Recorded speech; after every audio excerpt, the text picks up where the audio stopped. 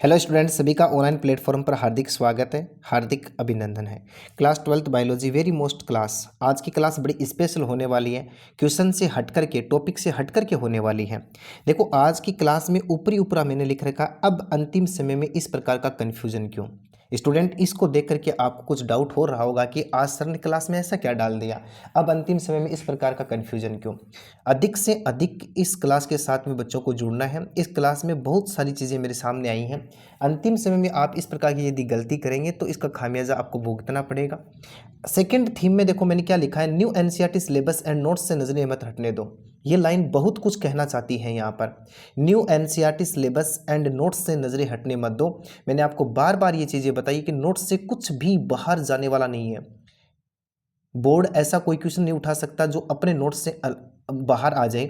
New NCERT syllabus की बात मैं क्यों कर रहा हूँ, ओल्ड एनसीईआरटी बुक जो थी उसमें कुछ चैप्टर का कुछ पोर्शन हटाया गया है, आप उसी पोर्शन में उलझे हुए हैं और वो क्वेश्चन किसी काम के हैं नहीं।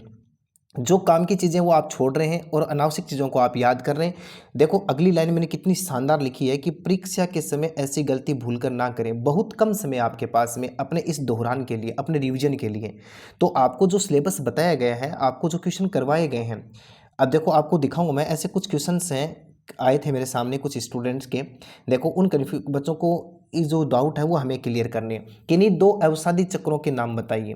ये इकोलॉजी वाला चैप्टर जो है अपना पारितंत्र, उसका एक क्वेश्चन आया सामने कि किन्हीं दो अवसादी चक्रों के नाम बताइए। बिल्कुल मैं इन सभी प्रश्नों के उत्तर यहाँ पर देने वाला हूँ, प्रत्येक प्रश्न का उत्तर यहाँ पर बिल्कुल दूंगा। लेकिन स्टूडेंट, उत्तर देना हमारा काम है, लेकिन ये क्वेश्चन वो क्वेश्चन है जो आपके सिलेबस से हट गए हैं। इनमें आप यदि अपना टाइम खराब कर रहे हैं तो ये बहुत बड़ी गलती कर रहे हैं आप। किन्हीं दो अवसादी चक्रों के नाम बताइए। ये जो इकोसिस्टम वाला जो चैप्टर है पारितंत्र वाला, इसका एक पोर्शन हटाया गया जिसके अंदर नाइट्रोजन चक्कर, कार्बन चक्कर, कैल्शियम चक्कर, फॉस्फोर चक्कर ये दिए गए हैं। तो देखो, इस क्वेश्चन का मैं उत्तर बता देता हूँ आपको फिर भी, लेकिन इस प्रकार का ध्यान रखें। दो अवसादी चक्कर के अंदर फॉस्फोर, सल्फर और कैल्शियम, ये तीन चक्कर जो है मैंने यहाँ पर बताए हैं आपको, ये अवसादी होते हैं, अवसाद के रूप में जमा हो जाते हैं। तो ये जो अवसादी चक्कर वाला जो पोर्शन है वो एनसीईआरटी से हटा दिया गया है। इस बात का बिल्कुल आपको गौर करना है। बढ़ते देखो, इसी प्रकार से एक क्वेश्चन और सामने आता है कि पुरोगामी समुदाय किसे कहते हैं। पुरोगामी समुदाय किसे कहा जाता है, बहुत ही देखो कंफ्यूज करने वाला क्वेश्चन है। पुरोगामी समुदाय किसे कहते हैं, ये पोर्शन भी इस चैप्टर से हटा दिया गया है। तो आपको ध्यान रखना है कि अनुक्रमण को सर्वप्रथम प्रारंभ करने वाली जातियों को, अनुक्रमण क्या होता है कि मतलब क्या होता है कि किसी क्षेत्र में कोई नई जाति आती है और वो नई जाति अपने आप को अनुकूलित कर लेती है और धीरे धीरे अपनी संख्या को बढ़ाती है। जब उसके अंदर कई प्रकार के वेरिएशन उत्पन्न होते हैं, उत्परिवर्तन होते हैं, तो फिर नई जाति की उत्पत्ति होती है। पुरोगामी या अग्रणी जातियां तथा अनेक पुरोगामी जातियां मिलकर के पुरोगामी समुदाय बनाती हैं। आपका क्वेश्चन का उत्तर जो है वो मैंने बिल्कुल यहां पर देने का पूरा प्रयास किया और सटीक उत्तर दिया है, लेकिन ध्यान रखना ये आउट ऑफ सिलेबस है। बढ़ते हैं इसी प्रकार से एक और क्वेश्चन पर हम चर्चा करते हैं। देखो, बगुले है, ये बुगले नहीं, बगुले एवं भैंस में किस प्रकार की पारस्परिक क्रिया होती है, ये बिल्कुल सिलेबस का है। इससे ऊपर वाला कौन सा क्वेश्चन है, हाँ ये देखो, कंगारू चूहा जल की कमी। देखो कौन सा चैप्टर है, जीव और समष्टियां, जीव और समष्टियां में दिया एक क्वेश्चन सामने आया, कंगारू चूहा जल की कमी होने पर जल की आवश्यकता की पूर्ति कैसा करता है। आउट ऑफ सिलेबस है, इस चैप्टर का प्रथम ही पोर्शन है जो हटा दिया गया है, वहां से ये क्वेश्चन उठाया गया। इस क्वेश्चन पर हम बात करते हैं। देखो, कंगारू चूहा जो होता है अपने जल की कमी की आवश्यकता को पूरा करने के लिए आंतरिक वसा का ऑक्सीडेशन करना शुरू कर देता है। क्या करना शुरू कर देता है, आंतरिक वसा जो होती है उसका ऑक्सीकरण करना शुरू कर देता है और जल की जो कमी होती है उसको पूरी करता है। दूसरी बात, ये जो कंगारू चूहा होता है इसमें एक अतिरिक्त गुण पाया जाता है, इसमें मूत्र को सांद्रण करने की क्षमता पाई जाती है, मूत्र को सांद्रण करने की क्षमता इसके अंदर पाई जाती है। इस प्रकार का ये देखने को मिला। तो तीन क्वेश्चन सामने जो आए हैं वो आउट ऑफ सिलेबस है। फिर देखो अगला क्वेश्चन क्या कहता है, बगुले एवं भैंस में किस प्रकार की पारस्परिक क्रिया होती है। बहुत शानदार क्वेश्चन है ये, बिल्कुल शानदार क्वेश्चन है, इसके ऊपर हम गौर फरमाएंगे। बगुले और भैंस के बीच में कैसी होती है, सहभोजिता होती है। कैसी होती है, सहभोजिता। देखो इसमें क्या होता है कि जैसे भैंसें चल रही होती हैं, उनके ऊपर बगुला आकर के बैठता है और उनसे निकलने वाले जो कीट होते हैं उनको अपने भोजन के रूप में क्या करता है, काम में लेता है, जबकि ये भैंस को कोई नुकसान नहीं पहुंचाता है। सहभोजिता ऐसा होता है, एक को लाभ होता है, दूसरे को न लाभ होता है न हानि होती है। फिर इसी कड़ी में यदि मैं बढ़ूँ, कंठ लताएं क्या है, ये भी सहभोजिता का उदाहरण है। एक क्वेश्चन सामने आया था, कंठ लताएं क्या है, जो एनसीईआरटी सिलेबस से हटा दिया गया उदाहरण है, फिर भी इस पर हम चर्चा करते हैं, कंठ लताएं क्या है। देखो, कंठलताएं भी सहभोजिता का उदाहरण है। आरोही काष्ठीय पौधे कंठलताएं कहलाते हैं। टिनोस्पोरा, बिग्नोनिया और बोगेनविलिया इसके एग्जाम्पल माने जाते हैं। तो आप तो बिल्कुल याद रख लोगे, टिनोस्पोरा है, बिग्नोनिया है, बोगेनविलिया है, ये कंठलता के एग्जाम्पल माने जाते हैं।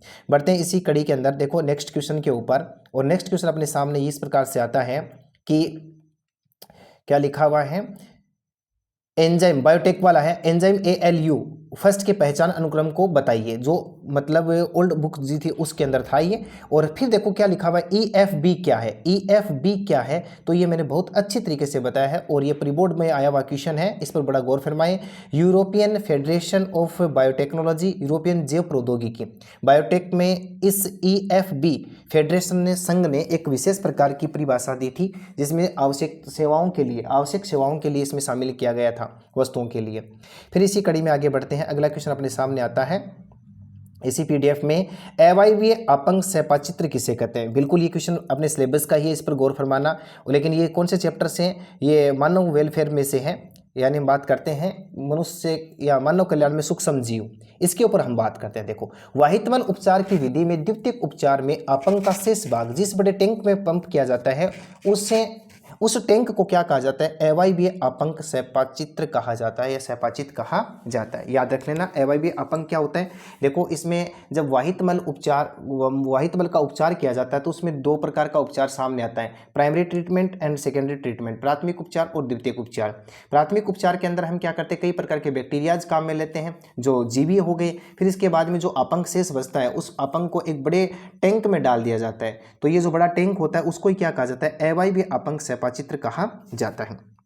इसी कड़ी में देखो एक क्वेश्चन और सामने आया था। क्वेश्चन क्या कहना चाहता है, इस क्वेश्चन के अंदर गौर से देखना, आपके सामने रखा गया है कि डिवोनियन काल किस प्रकार के जीवों का समय है। बिल्कुल शानदार क्वेश्चन है, इस पर गौर फरमाना। डिवोनियन काल क्या होता है, इसमें देखो क्या लिखा है, साइक्लोफाइटोन जीव जो होते हैं वो इस काल के अंदर बनते हैं और उभयचर से प्रथम सरीसृप जो बना था वो डिवोनियन काल में ही बना था। तो उभयचर जो है उनके लिए डिवोनियन काल माना गया है। फिर देखो अगला क्वेश्चन कहना चाहता है कि बोटल नेक इफेक्ट किसे कहते हैं। ये भी बहुत शानदार क्वेश्चन है, जैविका से उठाया गया है, बोटल नेक इफेक्ट। क्वेश्चन बहुत महत्वपूर्ण है लेकिन आउट ऑफ सिलेबस है। अब देखो इस क्वेश्चन के ऊपर हम चर्चा करते हैं, बोटल नेक इफेक्ट क्या होता है। आनुवांशिक अफवाह है, जेनेटिक ड्रिफ्ट होता है। ये किसको दर्शाता है, ये आनुवांशिक अफवाह जेनेटिक ड्रिफ्ट को दर्शाता है। जब हमने जैव विकास के ऊपर हमारी चर्चा की थी तो बोतल की गर्दन पतली होती है जिसमें डाली गई टॉफियाँ, इनके में से कुछ ही निकल पाते हैं। देखो इसको ऐसे समझना है, ये कोई आवास है, इस आवास के अंदर कई प्रकार की बीटल की जातियाँ थी, कई प्रकार की बीटल की जातियाँ थी। इधर से हाथी गुजर रहा होता है, ये एग्जाम्पल याद करना, NCERT से मैंने आपको बताया था, गुजर रहा होता है। अब इस बीटल, ये जो जितने भी हैं, ये जो कीट हैं, हाथी के पैर के नीचे आकर के जो दब करके मर जाते हैं वो तो नष्ट हो जाते हैं, और जो शेष रह जाते हैं एक आध, वो क्या काम करते हैं, अनुकूलित होकर के नई स्पीशीज को उत्पन्न करते हैं। जो ये जो आपको जेनेटिक ड्रिफ्ट बताया गया है, ये इस बोतल के एग्जाम्पल से समझा जा सकता है। इस बोतल के अंदर मैंने काफ़ी प्रकार की टॉफियाँ डाली हैं।